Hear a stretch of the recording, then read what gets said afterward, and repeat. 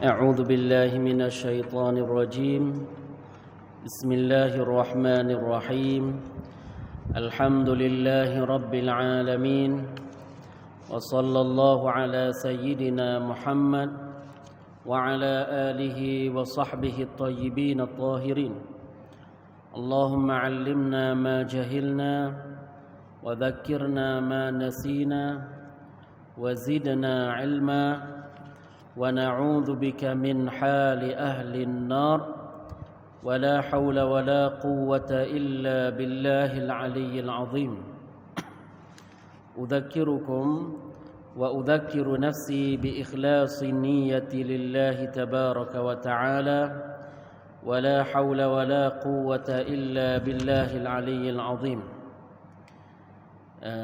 Hadirin muslimin yang dirahmati oleh Allah Subhanahu wa taala, di waktu zuhur yang baik ini di bulan Ramadan, sementara kita menunggu masuknya solat zuhur, insya-Allah bersama dengan saya sambung daripada perbahasan yang kita bahas pada pertemuan beberapa hari yang lalu, iaitu kita sebut tentang azan. Kalau kiranya orang tu dia dengar azan, azan itu dia dengar daripada radio, bukan daripada orang yang mainkan azan itu, bukan daripada orang yang siqah. Maknanya dia bukan orang yang belajar ilmu.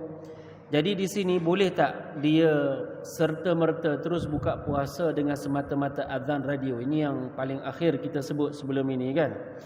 Jadi dalam hal ini seseorang itu dia jangan serta-merta makan ataupun dia minum semata-mata dia dengar azan daripada radio. Kerana melainkan orang yang terlibat dengan urusan ini dia orang yang siqah, boleh dipercayai, orang yang dia tidak buat dusta, orang yang tidak main dengan kita dengan prank, apa yang orang muda-muda sebut sekarang ni, prank dan sebagainya.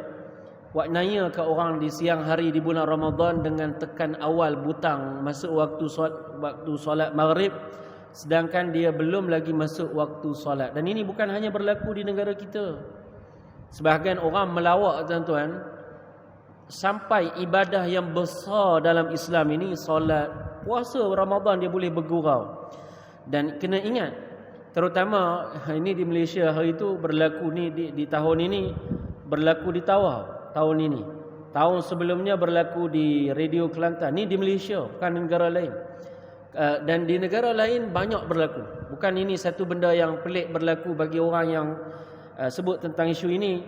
Dia bukan satu benda yang baru berlaku. Banyak orang yang buat macam ini. Salah satu faktor tuan-tuan, dia main yang kita sebut sebagai prank ni, dusta di bulan April. Hati-hati ya, tidak ada di dalam Islam namanya April Fool. April Fool ni tak ada dalam Islam. Dalam Islam tidak diajar April Fool. April Fool ni buat dusta, masuk je bulan April. Jadi dia seronok-seronok buat satu program dalam radio, buat satu program dalam YouTube, dalam Facebook, dalam apa-apa medium, maka dia menipu orang. Dia buat dusta. Dusta haram, sama ada di bulan April ataupun bukan di bulan April. Sama ada dusta itu kamu buat secara dusta itu kamu buat secara bergurau-gurau, ataupun memang kamu nak buat dusta, memang kamu serius dalam nak berdusta. So dalam dua keadaan haram. Ada orang dia duk ingat, oh kalau dusta ni kalau dalam keadaan kita nak bergurau boleh. Tak boleh, haram. Hatta dusta kepada anak pun haram. Anak dusta kepada bapa pun haram. Kerana Nabi kita sebut dalam hadis, la yasluhul kadhibu fil jaddi wala fil hazal. Haram buat dusta dalam keadaan bergurau-gurau ataupun dalam keadaan serius. Kata Rasulullah sallallahu alaihi wasallam, haram buat macam itu dalam keadaan serius ataupun dalam keadaan bergurau. Di bulan Ramadan atau bukan bulan Ramadan, di bulan April ataupun bukan bulan April. Tambah kebetulan Ramadan tahun ini di bulan April. Maka April Fool ni tuan-tuan, ada sejarah buruk yang ada padanya, yang banyak orang Islam yang bermain dengan prank ni, dia tak tahu tentang April Fool sejarahnya. Sejarah dia, ia merujuk kepada kejatuhan Andalus. Andalus bila datang tentera salib menyerang orang-orang Islam yang ada di Andalus, maka umat Islam yang kalah daripada peperangan itu, mereka bersembunyi di sebahagian tempat. Jadi orang kafir ini, tentera salib ini, dia tak dapat nak kesan keberadaan tentera Islam ini, orang-orang Islam ini, maka mereka telah pasang perangkap. Perangkap ini mereka kata menamakan sebagai naisan, yakni upacara memasang pancing namanya. Memasang pancing. Dia cari seorang tali barut, maka dia hantar kepada orang Islam, khabarkan cerita bohong. Apa cerita bohong? Dia kata dah sampai satu kapal yang besar nak akan ambil orang Islam dan selamatkan orang Islam daripada tempat Andalus pergi ke tempat yang selamat. Ini dusta dia. Dia sebarkan kepada orang Islam. Maka orang Islam mula keluar pergi ke tepi pantai nak cari mana? Nak cari benda tuan-tuan, nak cari kapal yang disebut itu. Bila keluar habis orang Islam itu, tentera salib mula keluar di tepi pantai dan kepung mereka. Terperangkaplah ni perangkap mereka. Keluar tentera salib dengan senjata, lalu ditahan setiap daripada orang Islam yang keluar ke tepi pantai, ke tepi laut, maka disembelih setiap orang di tempat tersebut, di kawasan pantai di Andalus. Maka berdarahlah kawasan ini sehingga merah habis laut pada ketika itu. Maka kegembiraan ini diraikan oleh golongan kufar. Maka mereka raikan ini di upacara memancing itu, mereka namakan Kadhibun Naisan, dusta perangkap yang mereka buat di bulan Naisan, bulan April. So hari ini nama tu dia kekalkan April Fool. April Fool ni ialah satu penganiayaan yang telah dibuat oleh orang Islam, dibunuh. Jadi hari ini buat program pula. Masuk dalam radio, masuk dia telefon. Hello Pak Cik, ni saya ni daripada pihak hospital. Anak Pak Cik nama sekian-sekian kan? Anak Pak Cik kemalangan tadi. Pak Cik ni dengar kebetulan ada sakit jantung. Ni prank punya cerita ni. Dia ada sakit jantung. Dia mati ketika tu juga. Dan sejarah banyak prank ni jatuh menyebabkan orang mati. Ni dosa besar. Berdusta macam tu dosa besar. Dia tujuannya dia kalau prank orang tu tak ada apa-apa, lepas tu dia nak cerita apa? Ini prank, dia kata. Ni 1 April. 1 April. April Fool. Selamat Happy April Fool. Dia nak cakap macam tu lah. Yang ni hati-hati tuan-tuan. Yang ni bukan adat orang Islam. Ini bukan adat orang Islam. Ini adat orang kufar. Ini adat orang kufar. Tak boleh buat dusta di bulan Ramadan ataupun di luar bulan Ramadan. Hatta dalam azan pun ada orang yang dia nak buat prank kat orang. Dia pergi azan, dia pergi bertekan butang. Habis orang buka puasa di awal waktu. Maka fatwanya hatta di Kelantan, di wilayah, di Selangor, wajib qada. Tak boleh dipersalahkan dia. Satu, sebab apa tak boleh dipersalahkan? Dia dosa lah. Satu buat ni yang macam tu. Satu lagi, wajib qada kerana pada asalnya bukan itu cara bagaimana kamu tahu masuk waktu maghrib. Cara masuk waktu maghrib bukan dengar melalui azan daripada radio azan maghrib. Apa dalam kitab dia sebab apa? Tenggelamnya semua matahari. Kalau andaikan kamu dengar misalnya contoh azan daripada radio dan kamu tengok di ufuk langit ni matahari masih lagi ada separuh, dia syaratnya mesti tenggelam seluruh piring matahari tu. So nampak ada separuh lagi, artinya ada kesilapan di situ. Kamu tunggu sehingga tenggelamnya matahari semuanya. Itu dari sudut hukum. Solat maghrib pun macam tu juga. Dan ini berlaku, saya banyak kali tengok tuan-tuan. Kadang-kadang dia berlaku hatta negara kita juga. Kadang tidak berhati-hati dari sudut pengiraan takwim tu.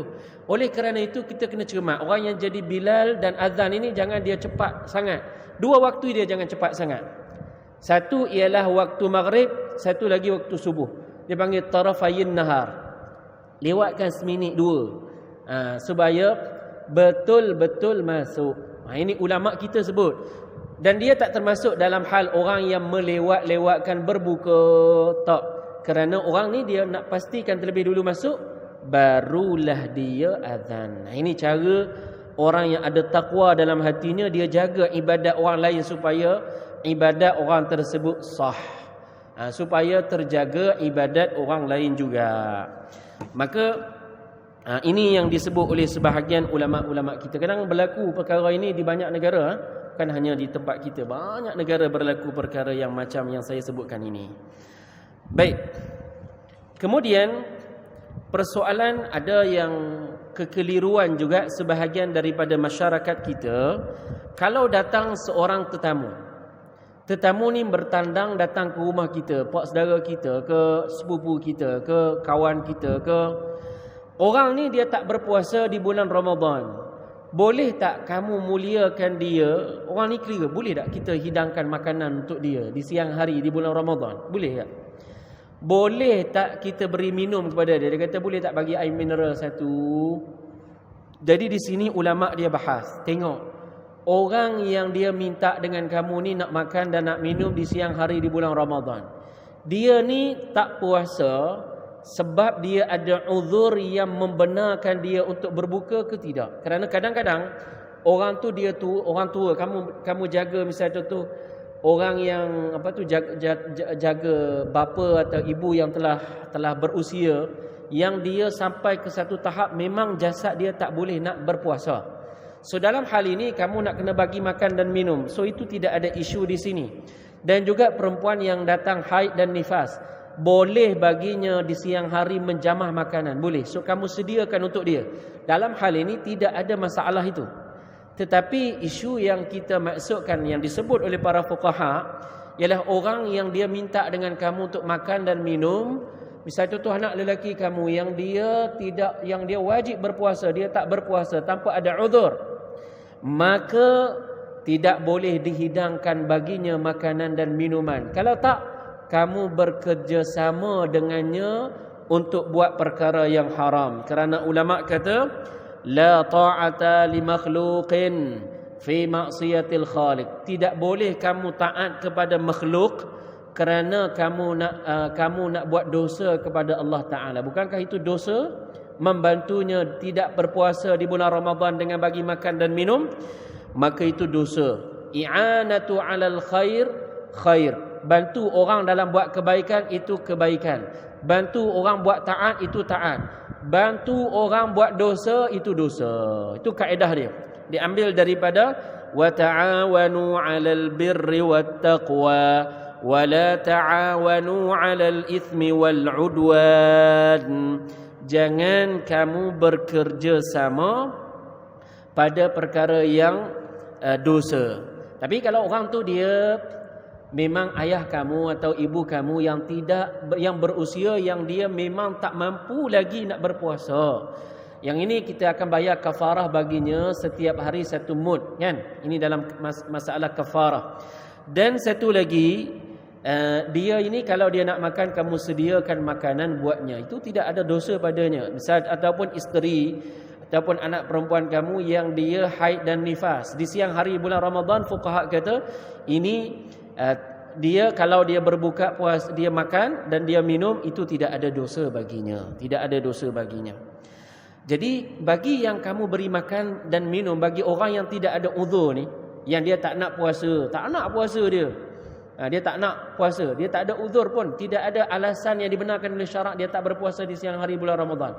So kalau kamu bagi makan dan minum kepadanya, dosa. Ada orang dia kata saya tak terlibat, yang makan dia, yang minum dia. Siapa kata kamu tak terlibat? Kamu telah beri bantuan kepadanya. Maka membantu orang yang lain dalam buat dosa itu adalah dosa. Di sini timbul isu yang kritikal, iaitu kalau itu orang Muslim, orang kafir, kalau saya bantu dia beri makan pada dia, macam tu jugakah dosa? Di sini jadi timbul isu ini yang disebut oleh para fuqaha. Kalau orang itu kafir, saya jual, bantu dia untuk makan, boleh ke? Maka kata ulama, orang kafir dan orang Muslim dalam hal ini sama. Ulama kita kata sebab apa? Sebab orang kafir, kena faham ibarat ini. Orang kafir mukallafuna bi furu'i syariah. Mereka dibebankan hukum syarak, mereka dibebankan dengan hukum syarak. Maknanya salat pada mereka ini wajib peluk Islam dan setelah itu mereka kena salat. Mereka wajib peluk Islam, setelah itu mereka puasa. Itu maknanya furu' syariah. Kenapa tuan-tuan? Kerana orang kafir dia tak puasa, dia tak peluk Islam, lantas dia tak puasalah di dunia ini kan. Dia tak peluk Islam, lantas dia tidak solatlah di dunia ini. Di hari kiamat, di atas kekufuran dia diazab. Juga di atas meninggalkan salat dia diazab, dan di atas dia meninggalkan puasa dia diazab. Apa dalilnya? Dalilnya firman Allah Ta'ala, "Ma salakakum fi saqar? Qalu lam nakuna minal musallin." Ini tentang orang musyrikun, mereka diazab di dalam neraka yang namanya saqar. Lalu ditanya, kenapa kamu dihumban dalam neraka yang namanya saqar? Mereka kata, kami tidak salat sebelumnya. Maknanya tak boleh kamu kata, oh kita orang Islam kena puasa, orang kafir sedaplah dia tak perlu puasa. Jangan kamu cakap macam tu. Kerana pada asal wajib dia perlu Islam di dunia ini, setelah itu dia puasa. Kita memang tak wajib kita minta dia berpuasa hal keadaan dia kufur, betul. Kita minta dia perlu Islam, setelah itu baru kita minta supaya dia puasa, dan setelah itu baru kita minta supaya dia salat. Adapun hal keadaan dia kufur, kita tak boleh cakap kamu puasa sekarang, kamu solat sekarang ini. Itu maknanya kata para ulama. Jadi di sini tuan-tuan yang dirahmati oleh Allah Subhanahu wa taala, hati-hati kita lah kalau kita terlibat dengan jual makanan. Maka orang yang bertakwa dia jaga isu ini, ialah dia tak jual makanan di siang hari di bulan Ramadan kepada orang yang nak makan, sama ada dia orang kafir ataupun orang Muslim. Maknanya orang yang dia berbuka dengan tanpa uzur. Termasuk dalam hal ini orang kafir, kata para ulama, atas alasan yang telah saya sebutkan tadi dan atas perbahasan yang telah disebut oleh para fuqaha dalam mazhab Asy-Syafi'i. Kemudian kadang-kadang orang kita dia keliru dengan isu dia suntik pada bahagian gusi. Tadi sebelum ini kita sebut suntik pada otot bawah kulit dan pembuluh darah, dan kita telah sebut itu tidak batal puasa. Bagaimana dengan suntik pada gusi? Kadang-kadang kalau pergi ke doktor gigi ni, dia akan berikan rawatan pada gigi geraham yang rosak ni. Maka dia telah suntik, dia nak cabut ke, dia nak bagi rawatan pada gigi ni, maka dia akan buat suntikan, dia akan suntik bius ke apa pada bahagian gusi. Maka ini tidak batal puasa. Jangan kata ini batal puasa, ini tidak batal puasa. Jangan keliru dalam masalah ini, kerana dia tidak masuk di dalam rongga badan. Kamu telan ke? Tak telan kan? So dia tak masuk dalam kaedah memasukkan sesuatu ke dalam rongga badan melalui lubang terbuka yang telah kita bahaskan pada pertemuan kita sebelum ini. Dan juga kena ingat di sini ada satu syarat, ialah jangan kamu telan air liur yang berubah dengan apa-apa bahan yang ada di dalam mulut. So katakanlah dia cucuk, dia buat suntikan pada gusi, lalu gusi kamu jadi keluar darah. So setelah dia keluar, dia buang ni, kamu spit out. Ambil tisu, kamu spit out pada tisu ataupun pada sink. So jangan kamu telan. Kalau kamu telan memang batal puasa. Walau kamu telan darah ataupun kamu telan kita panggil air liur yang bercampur dengan darah, ketika itu di siang hari di bulan Ramadan, batal puasa. Ada sebahagian orang dia banyak membaca, dia keliru tentang isu mencaci orang di bulan Ramadan. Ini boleh jadi orang dia terkeliru dalam hal ini. Mencaci orang di bulan Ramadan ini, caci ni macam mana maknanya caci? Misal contoh seseorang tu dia cakap dengan perkara-perkara yang tidak elok lah. Mencaci ni hukum dia adalah haram di bulan Ramadan ataupun di bukan bulan Ramadan. Haram dua-dua. Misal contoh kamu kata kepada seseorang, "Hei celaka." Itu dia panggil caci itu. Hukum dia haram. "Hei bodoh." Contoh. Saya bagi contoh tuan-tuan. Tak cantik perkataan yang keluar ni. Ni contoh supaya orang tak sebut. Ataupun dia kata, "Hei lembu." Kadang bergurau. Bergurau pun haram. Mencaci seseorang tu haram. Walaupun adat tempat kamu, misalnya contoh kamu berada di sebahagian tempat, dah biasa sebut macam tu. Kamu pergi kat orang tu, nate ni, natemu ni. Misalnya contoh, tu perkataan tak elok, dia panggil mencaci. So tinggalkan. Walaupun orang tu dia dah jadi biasa dengan perkataan tu. Misalnya contoh perkataan, saya bagi contoh, sial. Akhirnya jadi, sial kau. Jangan sebut. Perkataan celaka, sial, itu dia panggil syatam. Syatam hukumnya dosa besar. Kadang dia jadi elok pula. Budak-budak ni, kanak-kanak kita ni, ibu bapa tak tegur. Ini yang jadi masalah. Dia tak tegur dan dia jadi adab pertuturan di sekolah. Sekolah. Jadi dia jadi biasa dengan kawan-kawan dia sebut, natemu, sial kau, celaka kau. Jadi bahasa permainan, bodoh kau. Jadi tak sedap hidup dengan dia melainkan kena sebut yang tu. Jadi ada orang tak boleh bercakap melainkan mesti keluar maki hamun tu. Jadi jangan. Itu dia bukan adab orang muslimin. Hukum dia haram. Sibabul muslim fusuqun, mencaci orang muslim tu fasik, maknanya dosa besar tu maknanya. Fasik maknanya dosa besar. Jadi oleh kerana itu di bulan Ramadan ini, kalau andaikan berlaku macam tu, ada orang mencaci misalnya tu. Jadi di sini kata Rasulullah panduannya, idza kana saumu ahadikum fala yarfath wala yajhal fa in imru'un syatamahu falyaqul inni shaimun. Nabi kata, kalau kiranya kamu berpuasa, maka janganlah cakap benda-benda tak elok ni. Cakap benda-benda keji ni jangan. Elakkan perkataan-perkataan macam tu, terutama bila berpuasa. Terutama bila kamu berpuasa. Jangan guna perkataan-perkataan yang dikategorikan sebagai rubbish. Perkataan sial, nate, bengong. Perkataan macam tu jangan guna. Tak payah guna. Jangan hidupkan kalimah-kalimah tu dalam family kita. Jangan hidupkan. Itu adat tak bagus. Bila pergi masuk di sekolah, saya bagi motivasi tuan-tuan.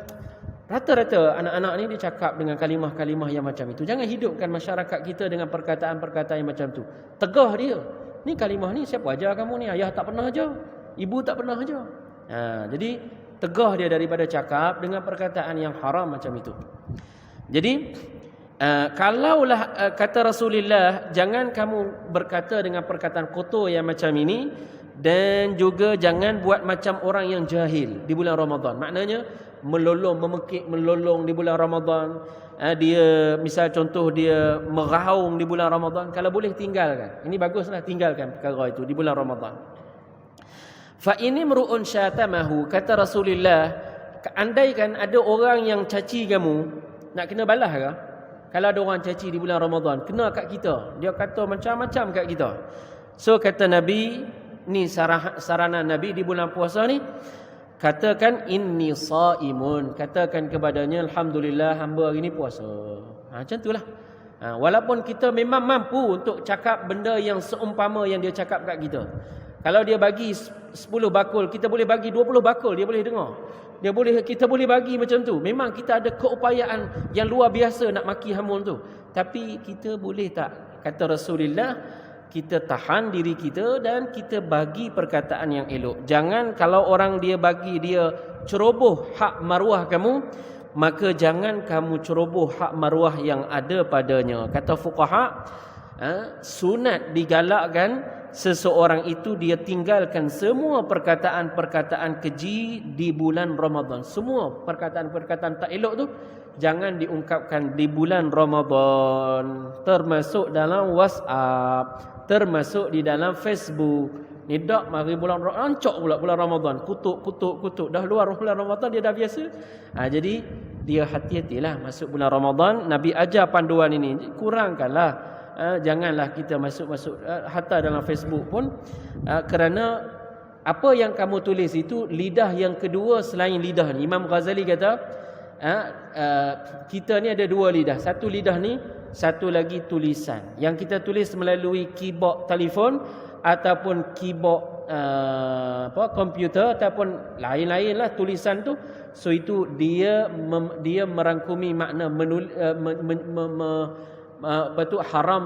Sebagaimana haram dengan sebut di lidah, haram juga perkataan itu kalau kamu sebut dengan tulisan, haram juga, sama je.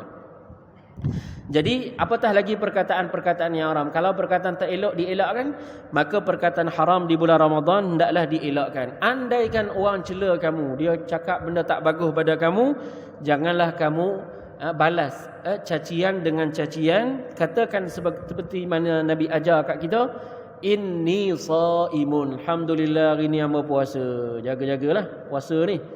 Kena beringat begitulah. Jadi ini tentang satu isu berkaitan yang ada orang dalam hal yang macam ini pun dia keliru.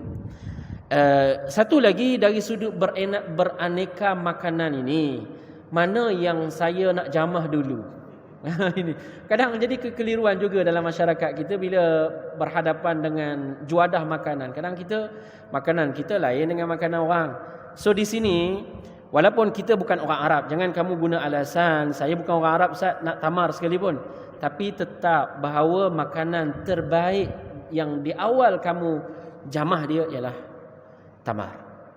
Makanan yang digalakkan, hatta di sini bukan maknanya orang Arab juga sahaja, hatta kita orang Melayu ke, hatta orang Inggeris ke, orang yang bangsa apa sekalipun, bila dia berpuasa, maka perkara yang paling terbaik yang dia dahulukan ialah tamar. Tamar. Subhanallah. Sama ada 1 biji ataupun dia makan 3 biji lah. Sama ada, dan dia dahulukan ajwah. Ajwah tu yang paling terbaik. Ialah paling terbaik tu yang mahal tu lah. Ajwah tu yang terbaik, kurma yang terbaik di Madinah. Maka tuan-tuan, sama ada kamu makan 1, ni ketika berbuka, kita sebut ketika berbuka, dan ataupun kamu makan 3 biji. Jadi kalau kamu tak dapat apa-apa, tak ada nak berbuka hari ni, tak ada, kurma pun tak ada dalam peti, tapi air ada ke? Ada. Maka berbukalah dengan air. Berbukalah dengan air, itu baik. Berbuka dengan baik, bagus tuan-tuan. Air ni orang yang ada gaut pun bagus dengan air. Jadi air ni banyak memberi memberi faedah kesihatan kepada seseorang. Jangan makan tanpa kamu datangkan air kan. Air ni disarankan oleh doktor, makan kamu pilih makanan-makanan lazat-lazat, tak datangkan air yang mineral tu, air yang kosong tu. Itu penting dalam kehidupan. Untuk berpuasa terutamanya, itu membantu kesihatan kita ketika berpuasa. Jadi Nabi SAW sebenarnya memang sarankan kita buat macam ini dalam hadis. Nabi kata, "Idza aftara ahadukum falyuftir ala tamrin." Kalau orang tu dia buka puasa, maka hendaklah dia buka puasa. Ni sunat dia bukan wajib ni. Hendaklah di sini maknanya hendaklah secara sunat. Hendaklah kamu dahulukan tamar daripada makanan yang lain. So ada sebahagian tempat dia buka puasa dengan tamar, dia solat dulu, masya-Allah. Kemudian barulah dia makan makanan yang dia nak makan itulah. Kemudian Nabi kata, fa illam yajid falyuftir 'alal ma'. Andaikan dia tak ada, misal contoh tamar, dia minum air, dia solat, kemudian dia makan makanan yang berat. Fa innahu tahurun, kerana makanan tersebut ia bersih. Air itu dibersih. Tengok Nabi, masya-Allah. Air ini Nabi kata jamin bersih. Dia bersih untuk mulut kita, membersihkan jasad kita. Tahur ni suci, dia menyucikan. Makna menyucikan badan kita. Maknanya penting minum air ni di bulan Ramadan. Jangan tinggalkan minum air di bulan Ramadan, terutama ketika berbuka dan ketika kita bersahur. Ada orang keliru bangun tidur, dia bangun daripada tidur dalam keadaan berjunub. Ni saya cerita dari sudut orang yang ada suami dan isteri lah. Di malam hari dia buat jima', dia bersama, maka paginya dia junub. Jadi dia nak kena puasa ke hari yang keesokannya? Kerana dia dah berhenti. Kalau dia tak berhenti, dia tak boleh, batal puasa dan ada kafarah itu. Kalau dia tak berhenti bila azan subuh. Tapi kita cerita ini dia berhenti. Maka ulama fuqaha kata, kalau dia bangun dalam keadaan berjunub, dia belum lagi mandi wajib. So dia puasa hari itu dia wajib berpuasa. Naam, dia wajib berpuasa kerana tidak ada kaitan isu junub ini dengan puasa. Yang junub ni dia kaitan dengan solat. Bila kamu nak solat subuh, sebelum tu kamu kena mandi wajib, dan setelah itu barulah kamu solat subuh. Tapi andaikan kamu tinggal solat subuh, andaikan ini nak bagi faham makna. Andaikan orang tu dia tidak solat subuh. Misal contoh, dia bangun, dia dah niat, di waktu malam dia dah niat untuk puasa hari tu. Dia bangun lewat, tak solat subuh. Jadi dia puasa hari tu. Jangan dia kata, oh semalam dia buat something, so hari ni dia tak nak puasa. Tak boleh. Dia puasa sebab tak ada kaitan junub tu dengan puasa. Dia kena puasa, dan lepas tu dia mandi wajib untuk solat zuhur. Dan dia qada solat subuh. Solat subuh yang dia tinggal kerana tidur tu dia qada. Ini ada orang dia keliru. Saya sebut ini sebab ada sebahagian orang dia keliru tentang masalah ini, dan diambil masalah yang saya sebut ini daripada hadis. Jawapan ini diambil daripada hadis Nabi kita, sebagaimana Aisyah sendiri sebut. Dia kata, kana Rasulullah sallallahu alaihi wasallam yudrikuhul fajru wa huwa junubun min ahlihi thumma yaghtasilu wa yasum. Kata Aisyah, Nabi kita sallallahu alaihi wasallam dia masuk waktu fajar sedangkan baginda berjunub. Ni Nabi berjunub. Nabi sendiri dia berjunub di waktu fajar. Bila masuk waktu subuh, maka Nabi mandi dan Nabi berpuasa. Maknanya wajib berpuasa walaupun dia bangun dalam keadaan berjunub. Kemudian kalau seseorang tu dia bagi kublah kepada isterinya. Ini isu fiqh. Kublah ni maknanya dia cium isterinya pada dahi lah, misal contoh. Dia cium, kalau sekiranya cium itu yang membangkitkan syahwat sekalipun, kata ulama hukum dia haram. Dari sudut haram dia haram, tetapi tidak batal puasanya. Tidak batal puasanya. Sekiranya cium itu tidak mengeluarkan mani. Kerana ada orang dia buat macam itu, tapi dalam masa yang sama keluar mani. Kerana keluar mani hukumnya batal puasa. Tapi kalau dia buat macam itu tanpa keluar mani, maka hukum dia haram dia buat itu di bulan Ramadan. Tapi adakah batal puasanya? Dari sudut hukum puasanya tak batal. Tak batal. Jadi patut dia elakkan. Patut dia elakkan. Ini bukan perkara sunat yang dia boleh buat di bulan Ramadan. Bukan benda sunat yang boleh dia buat di bulan Ramadan. Kemudian ada sebahagian orang dia keliru tentang sahur ini. Sahur adalah salah satu perkara yang besar di dalam bulan Ramadan ini. Dia ada tiga perkataan yang banyak orang keliru. Sebenarnya tiga perkataan ni berlainan makna. Satu kalimah suhur, yang kedua sahur, yang ketiga sahar. Jadi tiga ni. Kalimah sahar ialah waktu sebelum masuk waktu subuh. Itu dia panggil waktu sahar. Jadi tak betul kita panggil waktu sahur. Jadi waktu sahur tak betul. Yang patut kita panggil waktu sahar.